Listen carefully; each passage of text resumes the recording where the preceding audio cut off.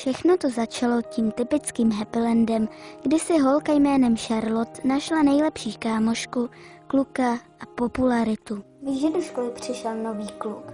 Vážně? Tamhle je.